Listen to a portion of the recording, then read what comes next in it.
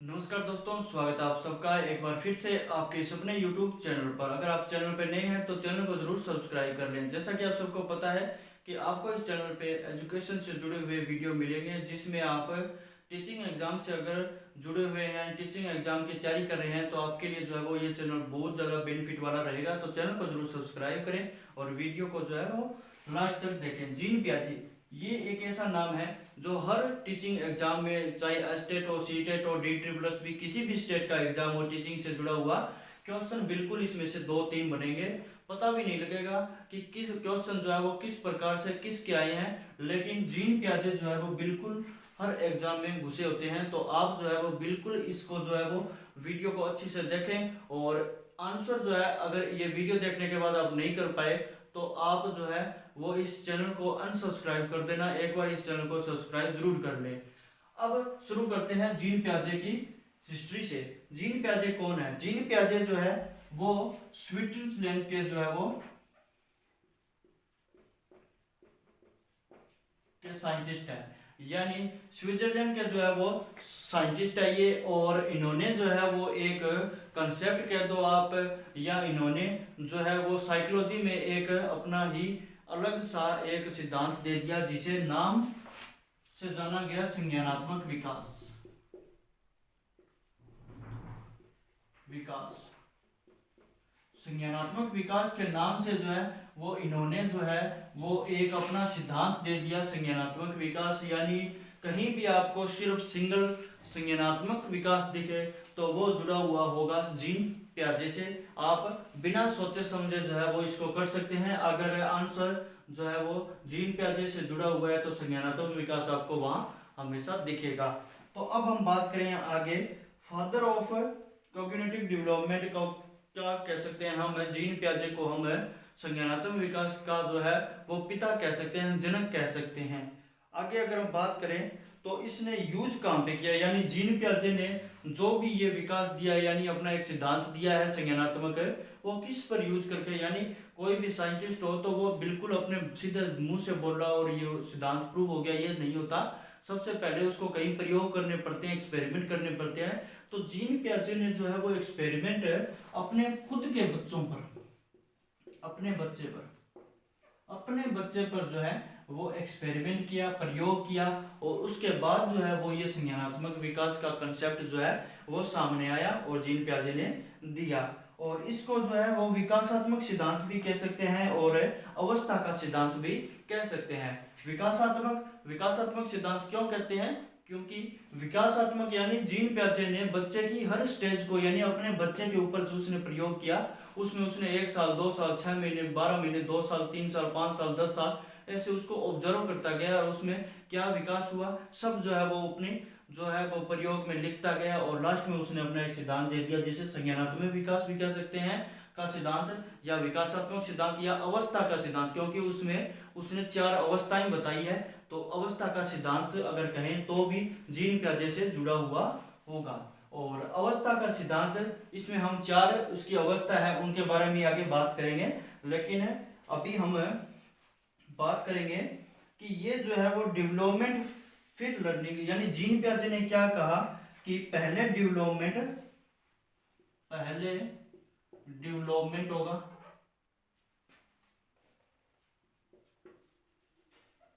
और उसके बाद जो है वो लर्निंग होगी, यानी अधिगम करेगा। यानी जीन प्याजे ने क्या कहा कि किसी भी बच्चे का पहले विकास होगा, उसके बाद अधिगम होगा।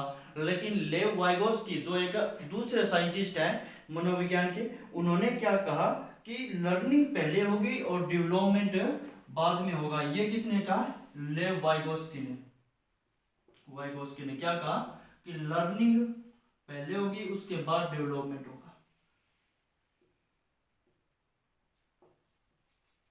बात अगर आप देखोगे तो दोनों ही आपको सही लगेगी। कैसे कि अगर आप इसको नहीं देखोगे तो ये समझोगे कि विकास पहले होगा फिर हम समझाएंगे, यानी हम कुछ बड़े होंगे तभी कुछ हमारे समझ में आएगा।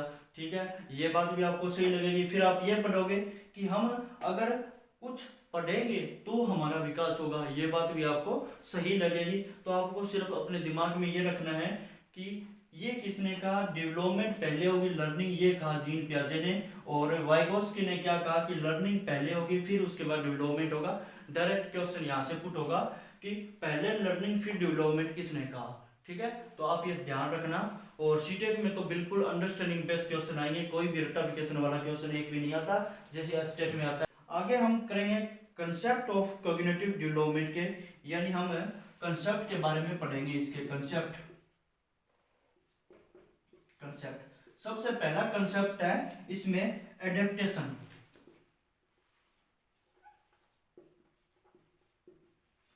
एडेप्टेशन का मतलब है इसने ग्रहण करना होता है कि वातावरण के अनुसार अपने आप को डालना, यानी वातावरण के अनुसार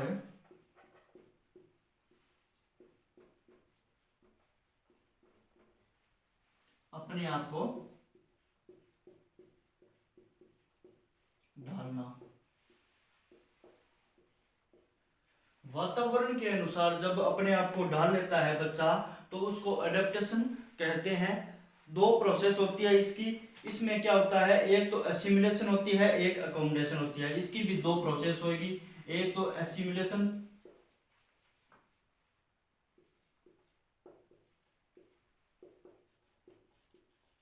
और एक होगी अकोमोडेशन।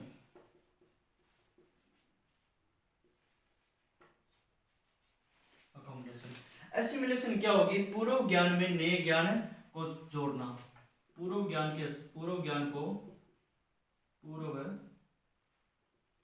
को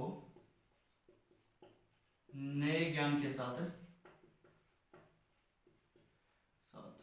जोड़ना।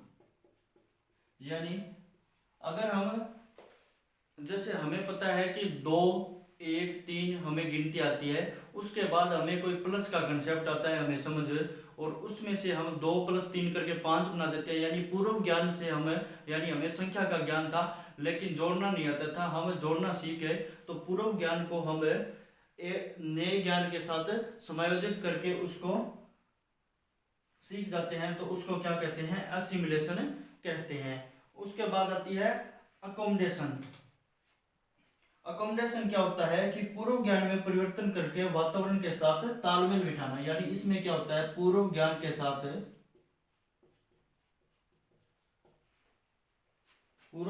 साथ परिवर्तन करके, इसमें परिवर्तन होता है।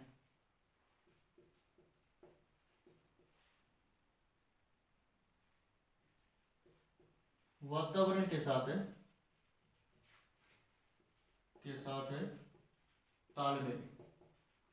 तालमेल बिठाया जाता है। यानी पूर्व ज्ञान में जो है वो परिवर्तन किया जाता है, उसके बाद वातावरण में जो है वो तालमेल बिठाया जाता है। तो इसको क्या कहते हैं?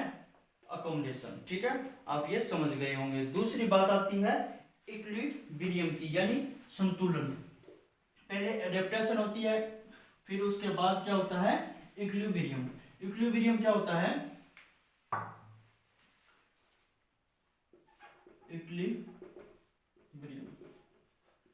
इक्विलिब्रियम की अगर बात करें तो इसमें क्या है, इसके द्वारा बच्चा एसिमिलेशन और अकोमोडेशन की प्रक्रिया के बीच संतुलन करता है। यानी इसका हिंदी अर्थ तो संतुलन हुआ। यानी जो एसिमिलेशन होता है और अकोमोडेशन होता है उसमें जो है वो संतुलन स्थापित करता है बच्चा, तो इसको क्या है? इक्विलिब्रियम स्टेज कहेंगे। फिर आती है स्कीम। और स्कीम जो है अगर हम बात करें तो जीन पियाजे की जो है वो मेन जो कंसेप्ट है उनमें आती है स्कीम। यानी स्कीमा के बारे में, जीन पियाजे का स्कीमा बहुत मशहूर है। तो स्कीम जो है वो जीन पियाजे से जुड़ी हुई है। स्कीम्स क्या होती है? किसी काम को करने के अलग अलग तरीके होते हैं। जैसे भूख लगी तो रोने लगता है बच्चा, तो क्यों? कि उसने एक स्कीम लगाई कि अगर वह रोएगा तो कोई उसके पास आएगा, उसको वो बोलेगा कि मेरे को भूख लगी है। तो ये भी जो है वो जीन पियाजे ने देखा अपने बच्चे पे, जब वो एक्सपेरिमेंट कर रहा था तो कुछ उस प्रकार जो है वो उसको दिखा कि स्कीम जो है वो बच्चा लगा रहा है, और रोटी के लिए, पानी के लिए अलग अलग स्कीमें लगा रहा है। तो ये जो है वो जीन पियाजे से जुड़ा हुआ है। आगे बात आती है स्कीमा।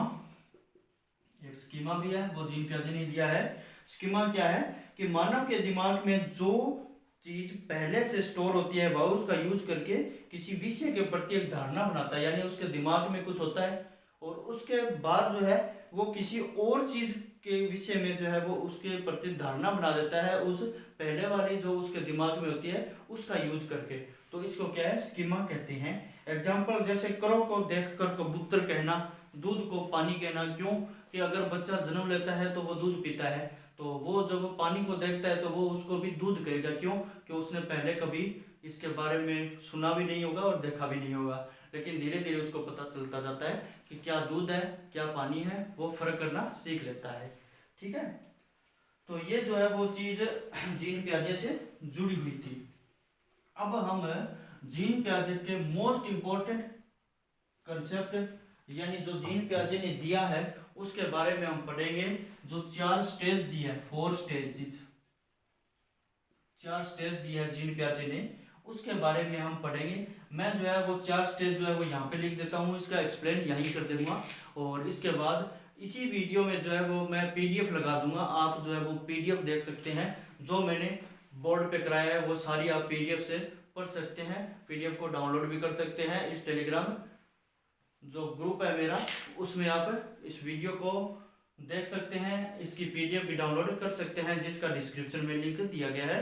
तो हम सबसे पहले जो है वो जीन पियाजे की आती है sensory motor, sensory motor stage. दूसरी आती है प्री ऑपरेशनल, ऑपरेशनल स्टेज। तीसरी इसकी बात आती है कंक्रीट या ऑपरेशनल, और फोर्थ पे आती है फॉर्मल ऑपरेशनल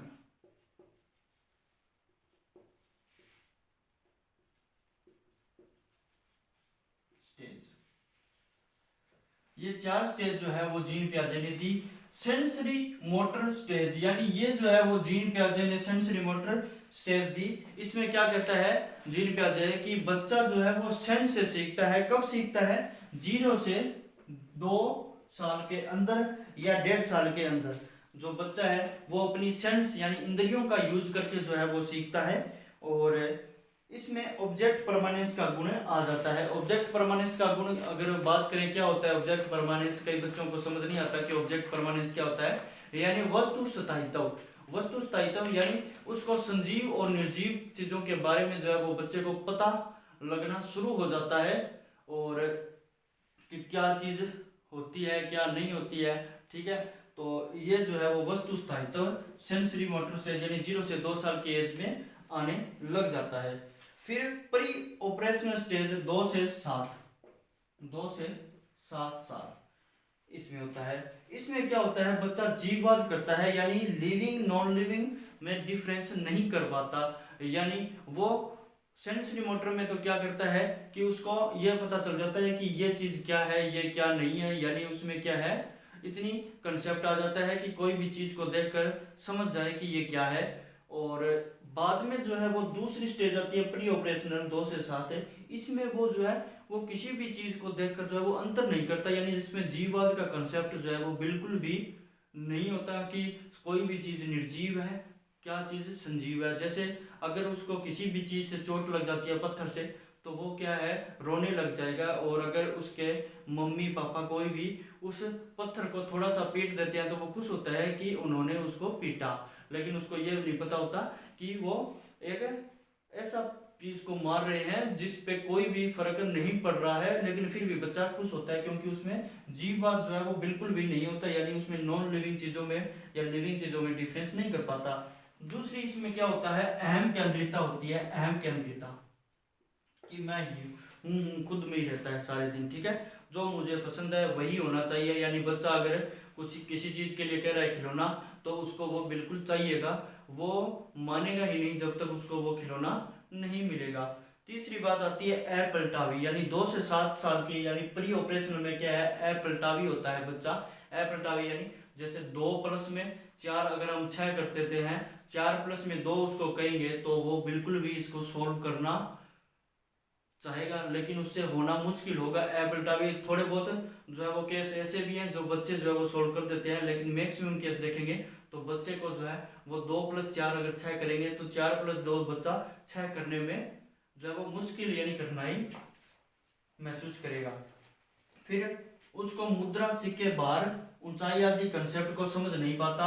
यानी बच्चा जो है वो प्री ऑपरेशनल स्टेज में क्या है कि अगर किसी बच्चे को इस गिलास है, एक गिलास है ये, इसमें यहाँ तक पानी भर दे और दूसरा अगर गिलास है, इतना चौड़ा गिलास है और यहाँ इतना ही पानी इसमें डाल दें, तो बच्चा क्या उठाएगा, इसको उठाएगा जो उसको लंबा ज्यादा दिखेगा। यानी वो क्या है, ये नहीं कर पाता कि कौन सी चीज ज्यादा है कौन सी कम है। ठीक है। फिर है केंद्रीकरण। केंद्रीकरण में क्या है कि सभी विशेषताओं को छोड़कर सिर्फ एक चीज पर ही ध्यान देता है। यानी बच्चे को अगर कोई भी एक चीज पसंद है तो वो उसी के पीछे पड़ा रहेगा, चाहे उसे और बाकी कुछ भी चीज दे दो वो वही लेके मानेगा। फिर बात आती है संरक्षण, यानी ज्यादा दिखने वाली चीजों को पकड़ता है। यानी ये कंसेप्ट की जो भी चीज ज्यादा दिखेगी उसे वो पकड़ता है। फिर आती है तीसरी concrete operational stage. Concrete operational stage ये होती है कंक्रीट ऑपरेशनल स्टेज, यानी कंक्रीट का मतलब क्या होता है, मूर्त, मूर्त संक्रियात्मक। मूर्त संक्रियात्मक, मूर्त का मतलब क्या होता है, कुछ बच्चे मूर्त अमूर्त में भी थोड़ा समझने में कठिनाई महसूस करते हैं। तो मूर्त आपको बता देता हूं कि जो दिखे हमें, जो दिखे, क्या दिखे, चीजें, जो दिखे चीजें, यानी जो चीजें हमें दिखे, यानी कुछ भी चीज अगर हमें दिख रही है तो वो क्या है, मूर्त है। ठीक है। जैसे मूर्ति वगैरह हो गई, कुछ और फोटोज हो गई जो हमें दिखती है, ठीक है ना, तो उसको हम कंक्रीट ऑपरेशनल स्टेज के अंदर कहेंगे। और इसकी एज जो है वो 7 से 11 साल होती है, 7 से 11 साल। और इसमें क्या होता है, जीवाद आ जाता है, अहम केंद्रिता आ जाती है, अपलटावी वाला गुण भी जो है वो खत्म हो जाता है। यानी बच्चा 2+4 को 6 करता है तो 4+2 को 6 करना शुरू कर देता है। यानी वो समझ लेता है कि अगर हम इस प्रकार से सॉल्व करें तो हो जाएगा। और मूर्त चिंतन करना शुरू कर देता है, यानी किसी भी चीज को देखकर जो है वो चिंतन करना शुरू कर देता है। सपने में नहीं सोच सकता अगर कि हम कहें कि ये कर दो वो कर दो, मतलब इमेजिनेशन उसकी पावर इतनी ज्यादा डेवलप नहीं होगी इस एज में, लेकिन मूर्त चीजों के प्रति वो जो है वो अच्छी सोच बना लेगा। ये इस स्टेज में कहा गया है कंक्रीट ऑपरेशनल स्टेज में। और इसमें क्या है, इंडक्टिव रीजनिंग आ जाती है, इंडक्टिव रीजनिंग और डिडक्टिव। इंडक्टिव क्या होता है, डिडक्टिव क्या होता है, एक मेथड होता है टीचिंग का, इंडक्टिव और डिडक्टिव। इंडक्टिव में क्या होता है कि उदाहरण से लेकर नियम की ओर जाते हैं, डिडक्टिव में क्या होता है, नियम से उदाहरण की ओर जाते हैं। यानी इसमें क्या है, बच्चे में इंडक्टिव रीजनिंग आ जाती है, यानी उदाहरण वाली जो है वो बातें उसको, यानी अगर हम कोई रियल उसको एग्जांपल दें तो वो समझ जाने लगेगा वो, ठीक है। और फिर वो उसका तर्क भी करने लग जाएगा, लेकिन पहले उसको सही से उदाहरण समझाना जरूरी है। और इसके बाद आती है 4th नंबर पे, ये मैं आपको बता देता हूँ, यहाँ थोड़ा साफ दिख जाएगा।